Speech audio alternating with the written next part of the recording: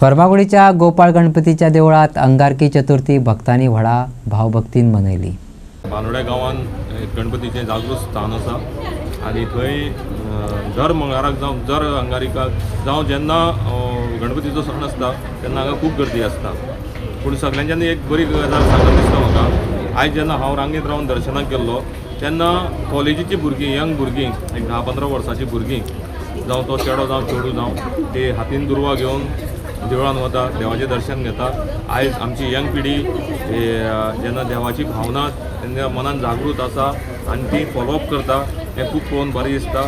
So हांव सगळे आमचे यंग जनरेशनाक सांगूंक सोदतां की देवाची जेन्ना आमी सेवा करता तेन्ना हेजें फळ मेळटलें म्हणून करप न्ही, एक आमी देव धर्म आमचो देव आसा आनी हे देवान आमकां जल्माक घातल्या म्हणून ते सगळें करपाक जाय। सकाळी अभिषेक झाले, उपरांत केळ्यांची आरास केली, दनपरा आरत, भजन आणि रातीकडेन महाप्रसाद अशे तरेन संकश्टी मनयतात। देवस्थान समितीन उत्सवाची विशेष माहिती दिली।